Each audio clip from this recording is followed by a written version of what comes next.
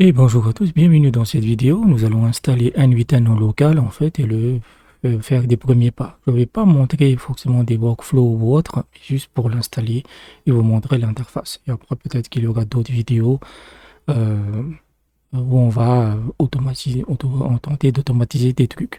Sachant que moi aussi j'apprends cet outil.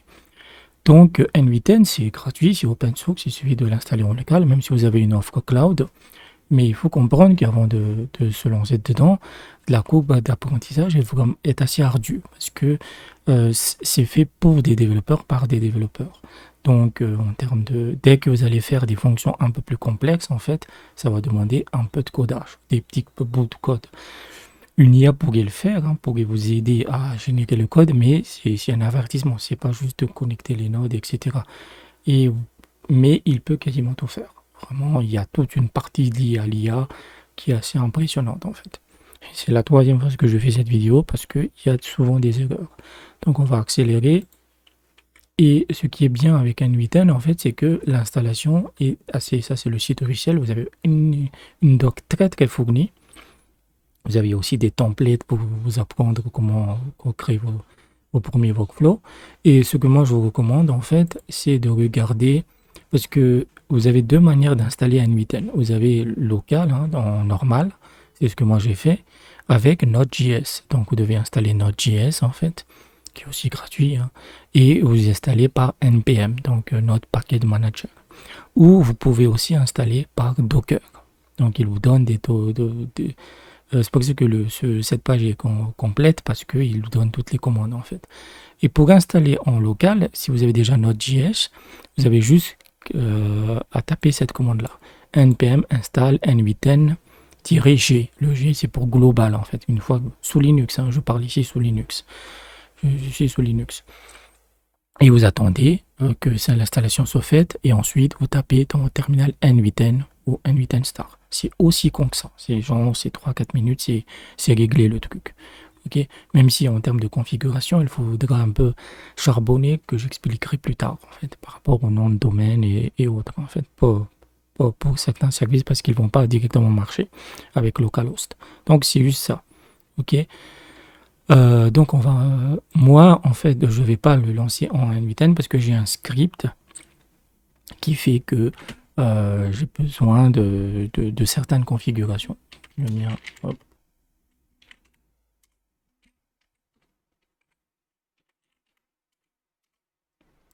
On va attendre un peu que ça se lance. Voilà, ça se lance assez même rapidement. Donc voici mon URL. Une fois qu'il sera lancé, en fait, si vous tapez n8n, vous aurez une URL. Ce ne sera pas la même que la mienne, parce que la mienne, je l'ai modifiée. En fait. Je vous expliquerai pourquoi. Mais pour la vôtre, ce sera genre localhost 5618. 78. Voilà, vous cliquez et, et quand vous lancerez la première fois, en fait, vous aurez une fenêtre de connexion. Vous n'aurez pas ça, parce que moi, je me suis déjà connecté. Vous aurez une fenêtre de connexion, d'inscription, vous créez un compte. Voilà, c'est nom, prénom, adresse mail et mot de passe. On va supprimer ça. C'était pour les précédentes vidéos. Et là, voici mes workflows. Donc ça, c'est votre tableau de bord. Vous avez le workflow. Vous avez vos credentials, en fait, ici. Credentials, c'est vos identifiants pour les différents services. Donc, vous voyez que moi, j'ai déjà accédé à Google Sheet, Google Doc, Gemini, donc l'IA, Airtable, et ça, je sais pas quoi. Voilà, c'était pour des tests. Et l'exécution. L'exécution, ça vous permet, par exemple, euh, quand vous lancez le workflow, en fait, ça va vous montrer les étapes d'exécution. Vous allez voir s'il y a des erreurs ou autres. OK? Donc, on va créer un workflow de test et voici l'interface. Donc, c'est ici que vous ajoutez vos nodes, etc. Parmi les habitudes, on met toujours vos workflows. Donc, test tuto. OK? Ensuite, à côté, vous avez un tag. Vous voyez, j'ai un tag tuto. C'est toujours bien parce que plus vous allez ajouter des workflows, vous risquez d'être perdu. Et là, donc, vous avez l'éditeur, j'ai ajouté les nodes, on va le voir plus tard. Et ici, vous avez l'exécution. Vous voyez, donc, quand vous avez lancé le workflow, en fait, toutes les étapes vont s'illustrer ici. Une autre habitude que moi, je vous recommande, c'est qu'une fois que vous avez créé votre workflow, allez dans Settings et changer votre time zone. Par exemple, le mien c'est Africa Nairobi. Voilà. Pourquoi? Parce que vous avez différents types de déclencheurs. Pour ça, c'est qu'est-ce qui déclenche le workflow? Est-ce que c'est une demande manuelle? Est-ce que c'est une action dans une application? Ou est-ce que c'est planifié? Donc, si vous cliquez ici, c'est pour ajouter un node. Mais avant ça, je vous montre le reste de l'interface. Ça, c'est le zoom. Ça, c'est pour centrer. Une fois que c'est pour centrer au son de le workflow. Pour zoom, vous tapez CTRL et molette de la souris. Voilà. La même chose pour CTRL et vous pouvez déplacer. CTRL et clic gauche de la souris. Voilà. C'est très efficace. Et pour ajouter un node, vous tapez un node, vous cliquez sur le bouton et vous avez de trigger, les différents triggers. Donc, qu'est-ce qui déclenche le truc? Manuel, l'événement d'une application et on est schedule, c'est-à-dire planifié.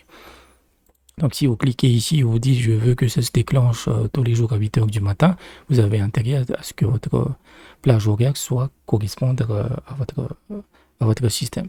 Oui. Donc, et quand vous avez un node, vous avez aussi ces icônes. Ça, c'est pour lancer. C'est vraiment l'étape. Hein. C'est pas tout le workflow. C'est vraiment l'étape. Vous pouvez le désactiver, vous pouvez le supprimer. Vous avez aussi des menus contextuels pour le renommer, le désactiver aussi, le copier si c'est nécessaire. On va le supprimer. Et donc voilà, c'est aussi simple que ça en fait. Et vous pouvez sauvegarder si vous voulez. Ok. Ça, vous avez ça, c'est pour les. En fait, par exemple, vous pouvez mettre des variables d'environnement, mais c'est disponible pour l'entreprise plan pour l'aspect payant en fait. Ça ne nous intéresse pas. Donc on retourne ici dans test tuto. Et qu'est-ce que je voulais vous montrer? Il n'y a rien d'autre à montrer de plus. Et on va déclencher un formulaire. C'est-à-dire que mon déclencheur de base, c'est un formulaire. Donc, on form submission. Okay. Quand vous faites ça, en fait, vous allez je vais vous montrer la pertinence de toute cette interface après. Donc, c'est un formulaire. Vous donnez, par exemple, demande d'info. Ici,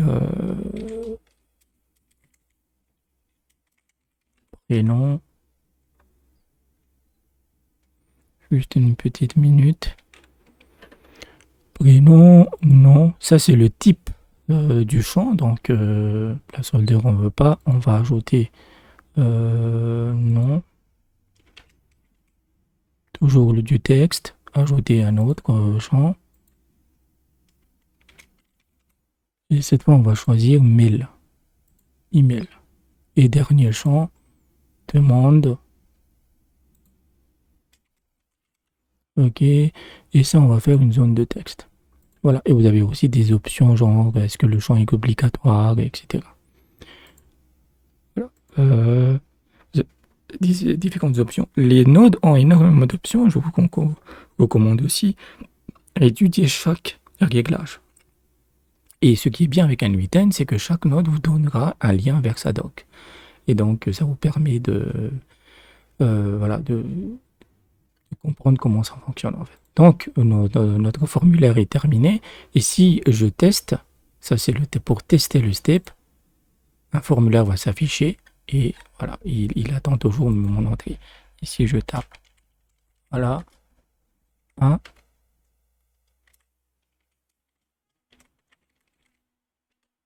juste un moment.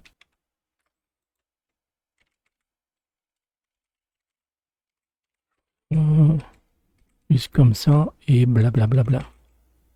Ok. Et je vais envoyer juste.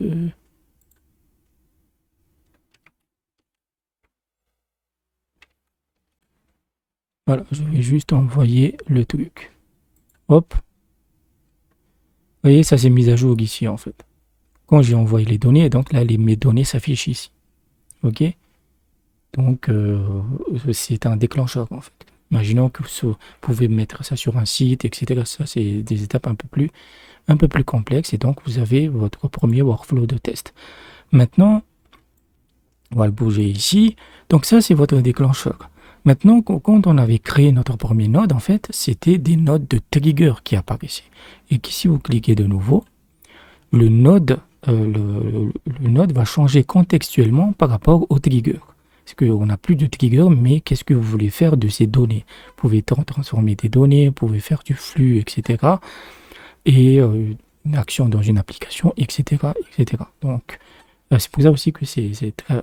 Au début, c'est très intuitif, mais voilà, ça, je trouve que c'est vraiment bien fait. Donc, ce que je voudrais faire, en fait, c'est l'ajouter dans une feuille Excel de Google Docs. Donc, je vais taper Sheet et je vais cliquer simplement Sheet. Voilà. Et vous avez différentes options. Qu'est-ce que vous voulez faire? Je ne veux pas créer de feuille. Je veux ajouter une ligne dans une feuille. Hop. Quand ça va afficher, en fait, vous aurez vos credentials. Mais comme moi, je les ai déjà ajoutés, voilà, je les ai déjà ajoutés, donc je peux juste les sélectionner. Mais vous devrez les créer ici. Et c'est là que ça merde quand vous êtes dans une installation locale. Vous ne pourrez pas le faire si vous utilisez localhost. Je vais vous expliquer plus tard, mais on termine ça. Donc ça, c'est Sheet. Et je vais juste voir un peu les docs que j'ai. Donc ça, c'est mon drive. Ça, c'est une feuille d'Excel, une feuille que j'ai créée. Ok, voilà, cliquez dessus et vous voyez que tu dégages, il est vide en fait. Il n'y a rien. Donc on en revient ici et la vue en fait ça vous donne une manière très intuitive comment fonctionne le truc. Ça c'est votre node centrale, c'est là où vous travaillez et vous remarquez que vous avez le node du formulaire qui s'affiche ici. Vous voyez, donc les données qu'il y était dans le node du formulaire qui s'affiche ici. Et une fois qu'il a traité, normalement, ils doivent s'afficher ici. Donc, on a ajouté, et on va l'ajouter par un lien, parce que par la liste, ça ne marche pas chez moi, je ne sais pas pourquoi. Donc, on a ajouté que on veut dans une feuille, on veut ajouter une ligne, et ici dans le document, je veux par URL. Et je vais cliquer ici, mon URL. Ok, hop. Et là, le nom de ma feuille, c'est demande d'information. Normalement, ici, elle devrait apparaître. Voilà, vous voyez, une demande d'information. Hop. Et c'est juste qu'ici, je vais choisir map automatiquement. Ça vous permet, par exemple, de définir les colonnes et les lignes. Mais le mapping manuel, c'est moi, ça bug. Je ne sais pas pourquoi, il y a un problème avec... voilà, je sais pas, il faut que je regarde ça. Mais on va juste regarder. C'est pour tester si le truc est directement intégré dans les feuilles Excel. Et je vais test step, pardon.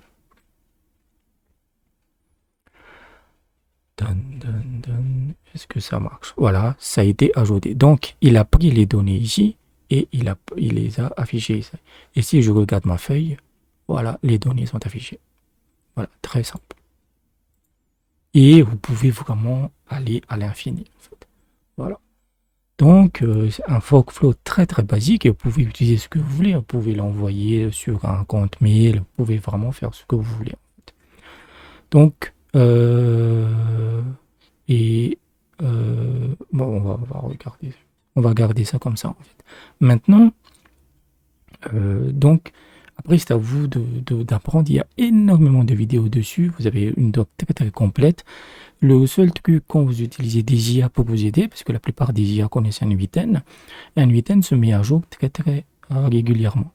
Ce qui fait que les noms des nodes vont changer. Par exemple, je ne sais pas, beaucoup de gens connaissent la note 7. 7, c'est une note très polyvalente qui vous permet de manipuler des données, d'ajouter des données, etc.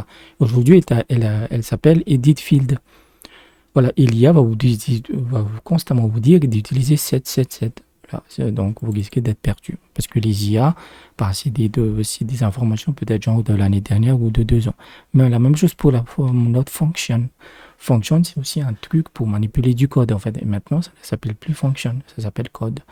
Donc, vous pouvez vous aider d'une IA, mais c'est pas... Voilà, il faut vraiment se buter dessus et pratiquer au quotidien et ainsi avancer, en fait. Maintenant, c'est là où l'aspect chiant va apparaître. Vous remarquez que mon nom de domaine, c'est n8n.dev alors que je suis en local. Pourquoi j'ai eu besoin de faire ça?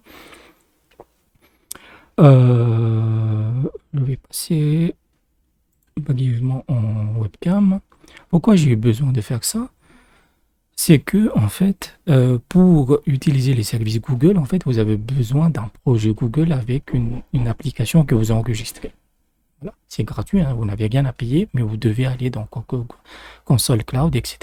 Le gros souci, c'est que si il va vous demander un nom de domaine au moment de la configuration. Je ne vais pas le faire dans cette vidéo, je le ferai dans une vidéo comment configurer un projet Google et avoir vos identifiants. Ce serait trop long en fait. Et dans les domaines autorisés, il va vous demander un nom de domaine. Et localhost, il n'acceptera pas. Parce que voilà, il est très assez strict, il n'acceptera pas. Il lui faut, entre guillemets, un nom de domaine normal. Donc, n8n.local, ça ne marchera pas. n8n.test, ça ne marchera pas. n8n.dev, ça marchera. Pourquoi? Parce que le point .dev appartient à Google. Donc, voilà, c'est normal qu'il l'accepte. Donc, c'est important de configurer bien le nom de domaine, en fait. Vraiment, c'est important. Et pour vous montrer ça, je vais juste... Voilà, ça, c'est mon application Google, hein, projet Google, domaine de l'application et domaine autorisé. Vous voyez, ça, c'est n8n.dev. Si je mets localhost ici, il n'acceptera pas. Donc, si vous ne pouvez pas accéder et vous avez besoin de ça, vous avez besoin des identifiants, ça c'est l'écran de consentement, et ensuite vous avez besoin, il y a mes clés là, mais c'est pas grave, il y a aussi une clé secrète, mais vous avez besoin de ce truc là en fait, que vous devrez coller dans n8n quand vous allez configurer vos identifiants Google. Voilà. Donc c'est pour ça que moi j'utilise, en fait ce que j'ai fait dans un premier temps, c'est que j'ai ajouté un nom de domaine, où est-ce qu'il est? Hop.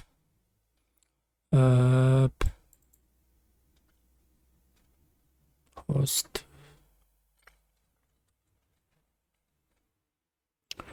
Il est là.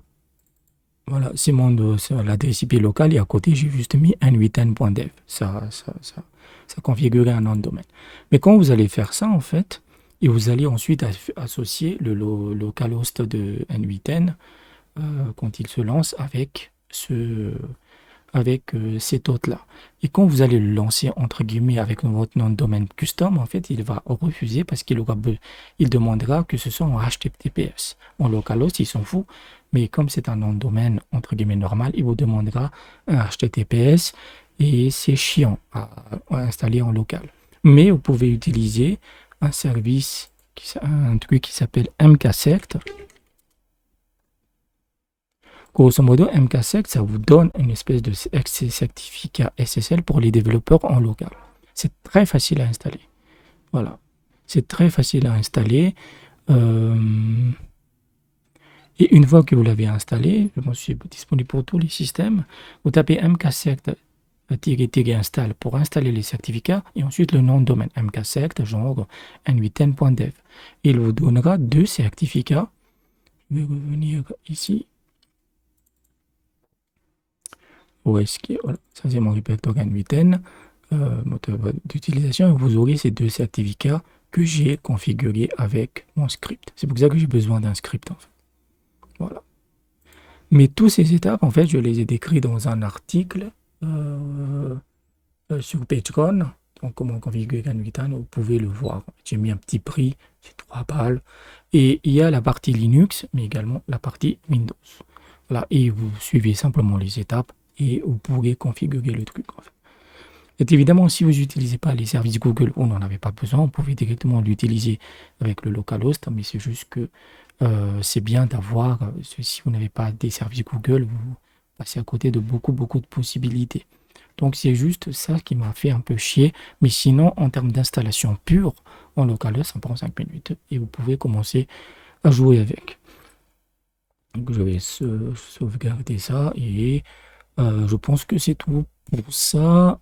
Sans doute que je ferai sans doute des quelques vidéos parce que moi-même je suis en train de l'apprendre pour différentes intégrations, pour m'amuser aussi. Donc il y aura sans doute une vidéo pour le projet Google, comment créer un identifiant pour d'autres services aussi, et on pourra commencer à faire des petites automatisations un peu plus sympas, un peu plus poussées.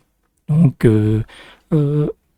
et comme c'est gratuit, moi je vous recommande vraiment de prendre le temps. La courbe, ça prend du temps. Honnêtement, j'ai vu quelques vidéos, les mecs ils vont très loin, et je vais juste revenir. Je vais juste revenir pour vous montrer en fait les capacités, parce qu'il a toute une partie sur l'IA, j'ai oublié de vous montrer, c'est nouveau en fait. Vous pouvez créer un agent AI, vous pouvez faire du basic LLM chain, ça c'est très puissant aussi. Vous pouvez extraire de l'information, une chaîne de questions-réponses, une analyse de sentiments pour déterminer par exemple si un avis est positif ou négatif, et c'est vraiment puissant en fait.